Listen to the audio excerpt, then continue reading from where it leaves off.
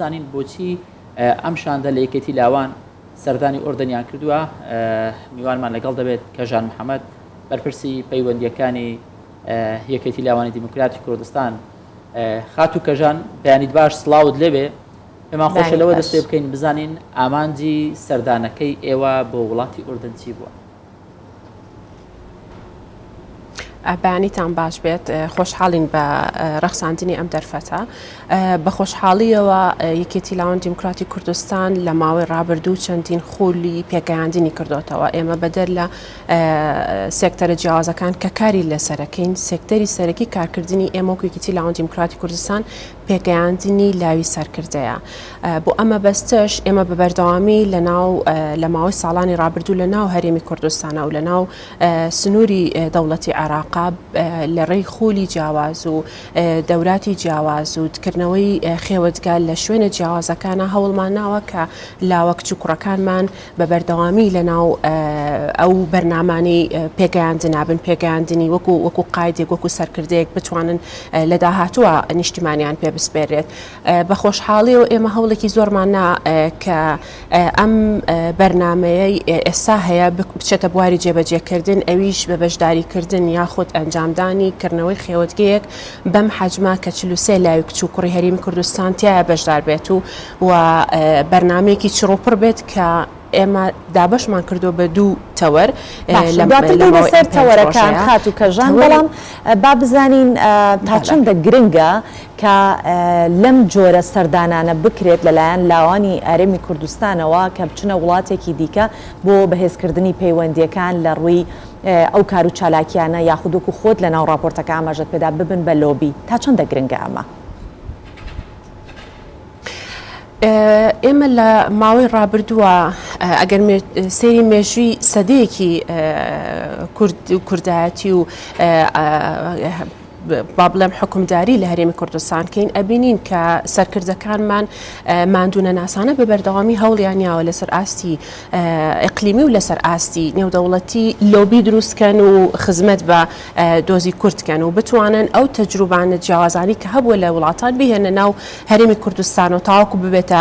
گۆڕانکاریکی ئەرێنی. ئێمە هەستمان بەو بەرپرسیارەتەکە کرد کە ئێمەش پێویستە لە ئاستی یەکێتی لاوانە، لە ئاستی لاوانە بتوانین بەشێک بین لەم لۆبیکردنا و بەشێک بین لە گواستنەوەی ئەو تەتەورات و پێشکەوتنانی کە لە وڵاتان هەیە. و لە هەمان کاتە ئێمە کە هاتوینەتە وڵاتێکی وەک وڵاتی ئوردن هەوڵمان ناوە کە زۆرترین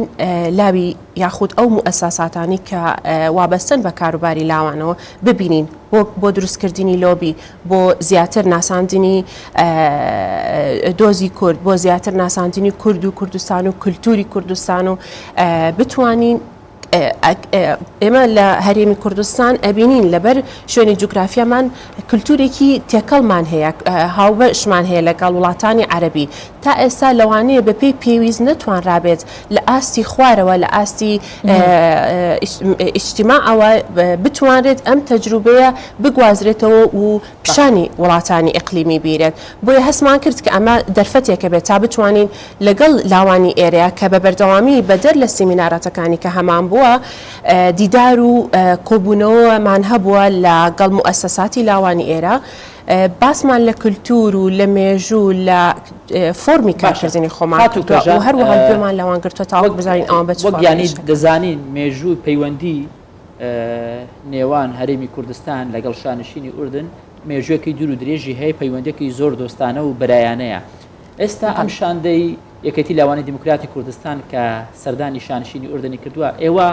لەگەڵ هیچ ڕێکخراوێک لە ئوردن هەماهەنگیتان دروست کردووە بۆ ئەوی ئەوان بێنە هەرێمی کوردستان، بۆ ئەوی بەیەکەوە بە هاوبەشی کار و چالاکی ئەنجام بدەن بۆ زیاتر لە یەک نزیک بوونەوە؟ بەڵێ لێرە لە شانشینی ئوردن بە خۆشحاڵیەوە ڕێکخراوی سەرەکی ڕێکخراوی دەوڵەتی ئەوان هەیە لاوانی کولنا ئوردنە کە ئێمە لە یەکەم ڕۆژمان لەگەڵ داخڵبوونمان بۆ ناو شانشینی ئوردن لەلایەن ئەوانەوە پێشوازیمان لەگەڵ لێکرا و هەروەها یەکەم دیدارمان لە دیداری فەرمیمان لەگەڵ ئەو ڕێکخراوە بوو و توانیمان لەسەر چەند تەوەرەیەکی زۆر گرنگ ڕاستەوخۆ کۆببینەوە لەگەڵ لەگەڵیان یەکێک لەوانە ئێمە پێشنیارمان کردووە کە لە ماوەیەکی نزیکە لە ڕێی ئەکتیڤیتێکی لاوانەوە داوەتنامەیان بۆ نێرین و کە یەن بۆ هەرێمی کوردستان بۆیە ئەمان زۆر بە خۆشحاڵیەوە لە ئاستە جیاوازەکانە پێشوازی لە لاوی کوردەکان دیارە بە خۆشحاڵیەوە لە سەرجەم باشە خاتوکەژان با بگەڕێنەوە سەر ئەو کاتێک کە جەنابەت ئاماژەت بۆ کرد سەردانەکەتان دابش کردو بەسەر دوو تەوەر ئەو دوو تەوەرە چین چۆن ئەتانەوێت لەو دوو تەوەرە ئامانجی خۆتان بپێکن لەو سەردانە بەڵێ ئێمە بە دوو تەوەر بەرنامەی ئەم 5 ڕۆژەمان دابش کردووە تەوەرێکیان لەسەر پێگەیاندنی هەواڵانمان لەسەرکردایەتی و تیمەکە کارەکەین لە ڕێی سمیرادارەتی جیاوازەوە لە ڕێی ئەو ترینون و ڕاهێنانە نێودوڵەتیانیەوە کە ئەکرێت لەسەر بەرزکردنەوەی تاقە و مەهارە و توانای لاوێک کە بتوانێت لە داهاتوە سەرکردە بێت بتوانێت لە ئێستاە لیدی و ڕێبەرایەتی بکات لە کۆمەڵگاکەی خۆیان و لە داهاتووشا بتوانێت سەرکردەیەکی حەکیم بێت و بتوانێت لە